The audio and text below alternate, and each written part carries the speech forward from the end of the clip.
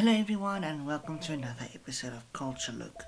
Today we will be talking about the Downton Abbey soundtrack, and please, before we jump into anything else, make sure to give this video a like, give this channel a wonderful subscription, and if you have any suggestions, leave a comment down below. And if you want to watch my latest episode, it's always here up in the cards. And anything else? No, I don't think so. Oh, and if you would like to see what I write, go and look in the description. My book is out now on Amazon and Kindle.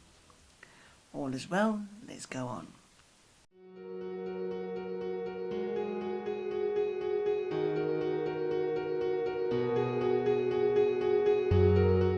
Downton Abbey is a popular British TV show that is famous for its star-studded cast, beautiful locations and gorgeous music.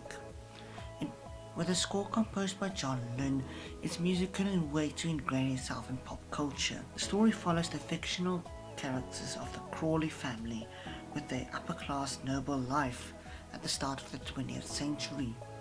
It starts off with the sinking of the Titanic and ends in the early 1920s. The show began airing in the 2010s, and with a script and story by Julian Fellows, it would become one of the most beautiful and dramatic shows of the 2010s.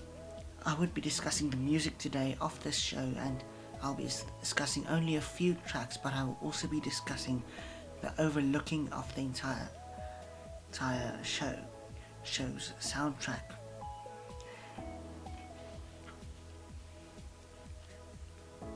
The entire show's soundtrack is instrumentation.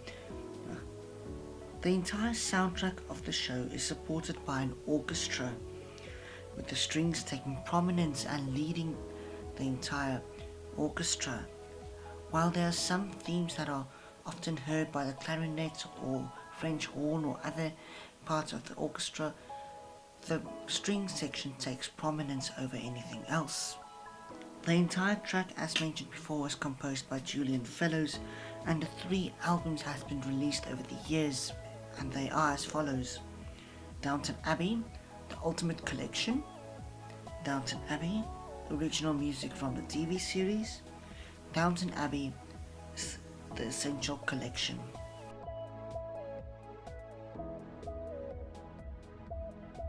There could be a couple reasons for the choice of why the strings would take prominence during the show. They are often heard playing the main theme of the show or a variation of this, but I have come up with a few reasons why I think they are. Violins and other string instruments are often expensive. They are often seen as important instruments in an orchestra, and the Crawleys love Downton Abbey so much. They are very important, and they see themselves as important characters in history. This is also a very old instrument dating back to the 1700s, and this fits the Crawleys perfectly, with the Crawleys being a very old family and mentions of them. And they mentioned that in one episode they mentioned that there was even a Catholic Crawley at one stage, meaning that it dates far back from the violin. One of the most iconic TV show themes that has been released in the 21st century. It has a driving string staccato that carries through the song, and it is the foundation for the show's sweeping score. It would carry the theme and would be repeated many times. It is timeless in my opinion. The orchestra is added on with the xylophone, a piano and violins. The theme also carries a tune that will be later sung by singer Mary Jess Lieberland, "Did I Make the Most of Loving You?"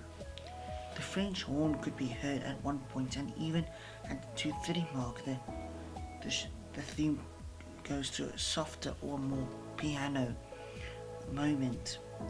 It picks up again at 5:10, 5 minute 10 seconds mark, where the theme suddenly comes back to the "Did I Think I Make the Most of Loving You" theme.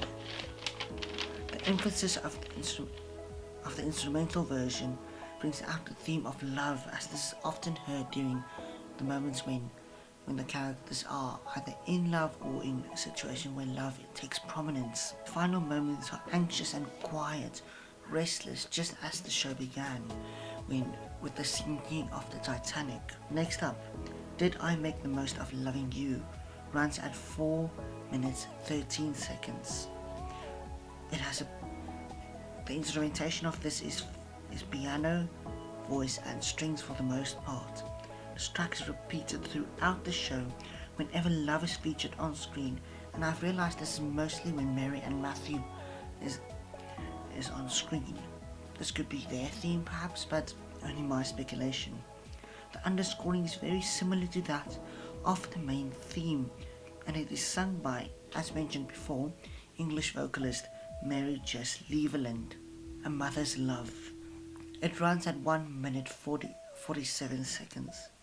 This is one of the more tragic tracks. Dark strings with the viola leading the sad melody. Brief pauses in between the phrases brings even more emphasis on the weight of grief. Around the 57th second mark, the melody grows stronger and even more tragic. I couldn't find where this moment is included, but I do think this is probably when death is ever on screen.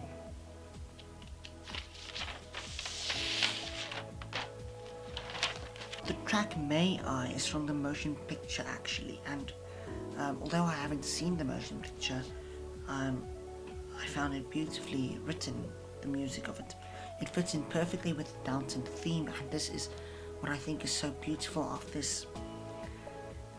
In total, this track is 3 minutes and 9 seconds, and it begins with the strings legato and romantic.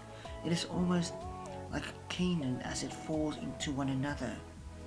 Strings and the instrumentation has strings, piano, harp, clarinet, and pizzicato is used even at one point. Now, for those who don't know, pizzicato is when you use the finger instead of the bow. So what you would do is you would pick the strings on where you want them. A definition will be up here. That's more accurate. I'm not a very good person teaching that. Overall, it's calm and uses a variation of the main theme. It builds up and quiets down as the violas and cellos carry a soothing melody to the end. Overall, the entire score is beautiful, and it often carries a variation of the main theme or of the main themes of the show. It strangely has a very similar taste to each other, and what I really love about this soundtrack is it having this sense of urgency in it. The entire soundtrack has this staccato motive to it, and it drives this theme and it also somehow adds to this nostalgic dramaticness of it, and because it reminds and what I mean with the dramatic nostalgicness of it is very early on during film, composers would often have this, it wasn't very subtle, the music was very out there, very symphonic, very beautifully written always, but this brings it, I think this hones it back to those times. And although Downton takes place many decades before, that stage, it has this dramaticness to films, and I love that about the score, and it also embellishes the entire idea of the royal family, the noble family. It also brings a new light, and another thing that I also think the score does, it hypes them up in some way. It makes everything they seem to face even more dramatic in some way, and that really changes it in the scope. If we had a more subdued version of it, it might be very less. I think the music makes the show what it is. It has the sweeping royalness to it, as it is majestic, it is beautiful. In conclusion, Downton Abbey is a beautiful show that carries the show with a dramatic, iconic music and simplistic themes in music. Along with that is sweeping story and characters that would only make the story even more timeless than it already is. But that is just my opinion. Everyone can agree or disagree.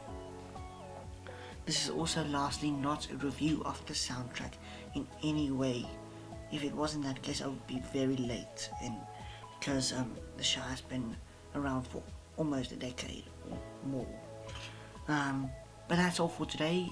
If you would like to see anything else from me, please make sure to like, subscribe, and if you would like to follow me on all my socials, that is also down there.